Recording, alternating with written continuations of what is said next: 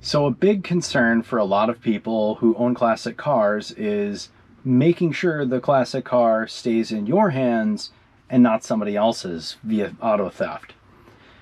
Today I'm going to talk about a few different things that you can do to really protect your car from being stolen. Keeping in mind, if somebody wants your car, like your car specifically, they're going to steal it. It doesn't matter if it's brand new, it doesn't matter if it's a classic. So right now, 50% of cars that are being stolen out there, according to police and various articles that I've read and interviews, are cars that are left engine running, keys in it, doors unlocked.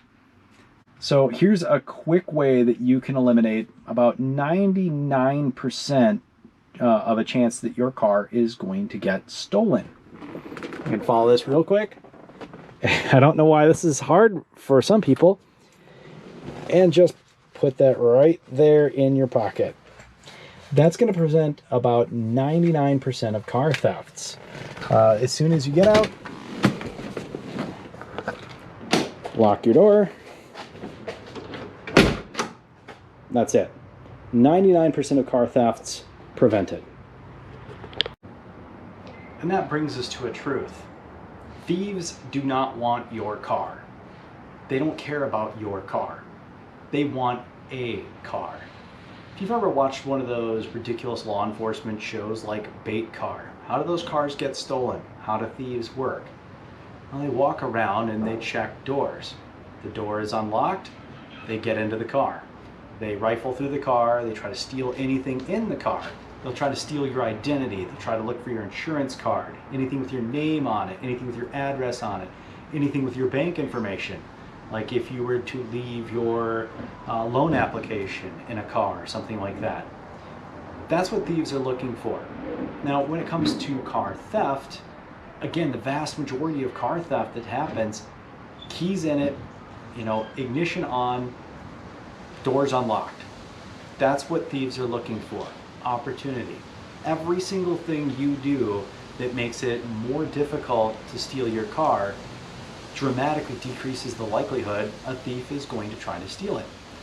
Some people will leave their windows rolled down or their doors unlocked because they're worried a thief is going to break their windows to get into their car to steal it or rifle through it.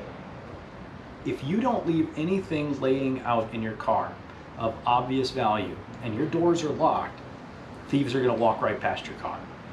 Do they break in? It does happen. Is it likely?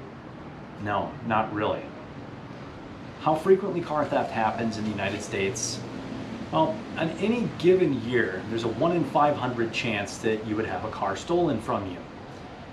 If you lock your doors, like I said, lock your doors, keep your keys out, and make sure that they're not in the car anywhere, and don't leave valuables laying out where people can see it, your chances are going to be like 1 in 10,000 instead of 1 in 500. Incredibly low. Now, we know that things aren't perfect. This isn't a perfect world. And yes, classic cars do have some vulnerabilities that modern cars don't.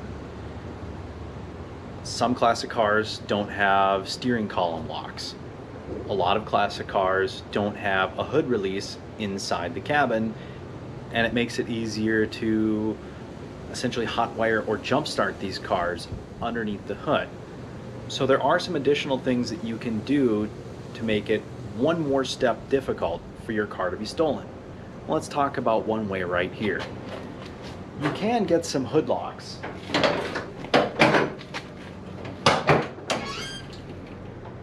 And hood locks, of course, are locking mechanisms, not just, hood safety switches like that.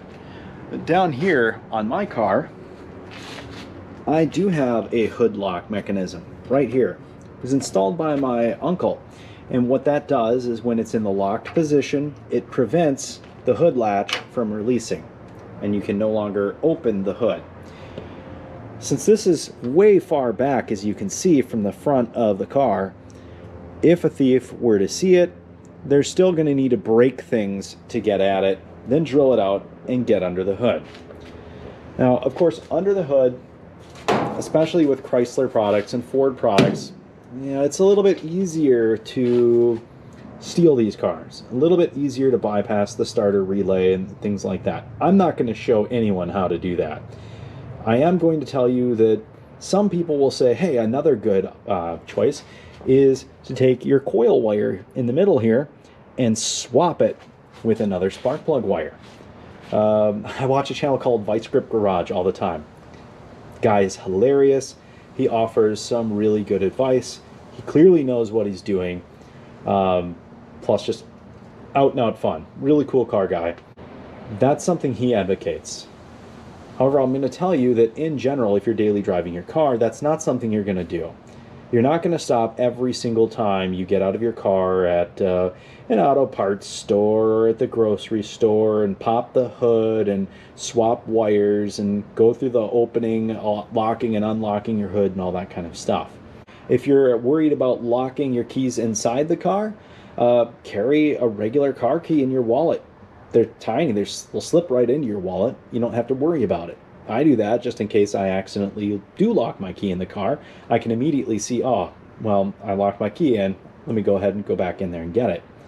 There are ways around it and ways to protect yourself. Sure, swapping coil wires and plug wires will prevent the car from starting. But that already means the thief is inside your car. And if your hood's locked, that it's already going to prevent the thief from getting at vulnerable areas to jump start and steal your car that way. So there's already things in place to prevent it from happening. And that's already, again, 99% of auto theft prevention. So don't make yourself a target. Another thing to consider is people will think, oh, my classic car is much more valuable to a thief than a new car. Well, the average car that's sold in America today is about $41,000. If you're daily driving a classic car that's worth significantly more than $41,000, you are definitely in the minority. Most classic cars aren't worth that much. That's just how it is.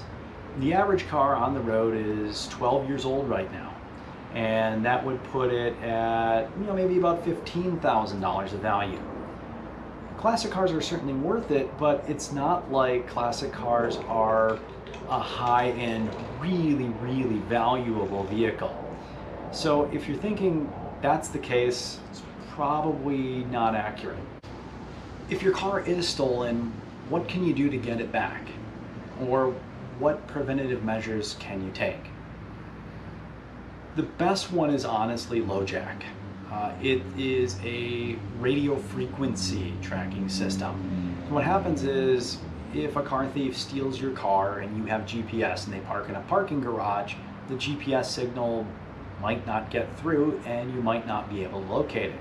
GPS is certainly helpful in terms of if you have a GPS device in the car to track where it goes. It can be done really cheap, really easy. You could put an old phone in there or something like that and keep track of it.